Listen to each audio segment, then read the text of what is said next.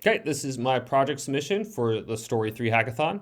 Now, what I created was an iOS app called StoryTime, and it allows a user to generate a children's story based off a set of narratives that the user inputs. Now, uh, let's just jump right into this. So as you can see here, I have a few stories that I already made and are published to the Story 3 website or through their API. So what we'll do is we'll create a new story, and now we can generate or we can create what genre we want to do. We'll just keep it a mystery for now. And now our story theme. So we'll do friendship and compassion. Our characters, we'll say now we'll keep it personal. So we'll say a big white dog named Lulu. That's my dog. And we'll say a big horse named Cha-Cha. Okay, and then we could say we'll leave these blank. Let's have the AI generate this for us. Okay, select our scene. So we'll do mountains. We'll keep it sunny, and we'll do summer. Okay, now here's our story details. Some of the features I have not incorporated in yet. So story length. Now I believe we're locked into 120 characters for Story 3's Story 3 stories are 120 characters. So the idea would be like you can go shorter with stories, so make them really, really small. But as I discovered, makes it the AI, it does have difficulty with that to make it at least intriguing with this much information. Now, we'll say generate story. And what this is doing is it is our prompt that is used to generate the story is sent over to OpenAI. Now, we're using OpenAI in their large language model as I first tried to create my own large language model to generate children's stories. But that turned out to be more difficult than I thought. Of course, right? So I opted in for OpenAI's, and I believe the model we're using is GPT 3.5. And that seems to be most adequate for story generation. So here we are. We have a brand new story called Lulu and Cha-Cha Surprise Quest.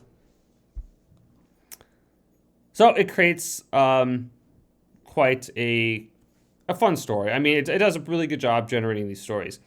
And the idea with the app, I mean, is so you can quickly create a fun story to read to your child. That is it.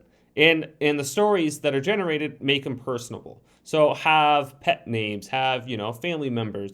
Make it so the children can relate to it. Now, the next step would be to use the text that's generated to generate images that allow visualization of the story. It would be really, really cool, because then you can get really detailed with how your characters appear or look, and have the images really be based off that. So it creates a really fun narrative. So we like this story, so we'll save it. So, and then the other option, so we have a reader view here that allows us to read through our story. And we can also add twists. So the twists, we can do that. As of now, when we create our twist, it's just saved as a draft, so you won't be able to see it in the app yet. The detail of so we have our title and then our body. Now the body twist, what I want to do is also have that AI generated. It would be really cool, because then you can create these chains of twists that still relate back to the original. Like keep it still personal, right? But you can incorporate other narratives from other people. It would be really cool. And I believe that really drives a desire to actually buy and purchase twists. So for a good example is the Meadow Quest. Whoops. One of these over here. So this is another one I created. This is the Mystery Meadow Quest, Cha-Cha and Silver's Friendship Adventure. And if we go into our story view here, we can then view twists when we're done, or when we're at the bottom of the view. So this allows this allows the story to keep going. So if you're a twist, and then we could read the next twist. And like I said, I believe this creates a hierarchy of views that allows the user to keep going with the story and see where the narrative goes. I feel like this really does drive a desire to purchase twists. And also, it'd be cool to incorporate, like I said before, to generate those AI images and throw those into the app would be really cool. So it creates a visualization of what the narrative is. Like I said, a whole hierarchy. Yeah, so that is my app. That's my idea.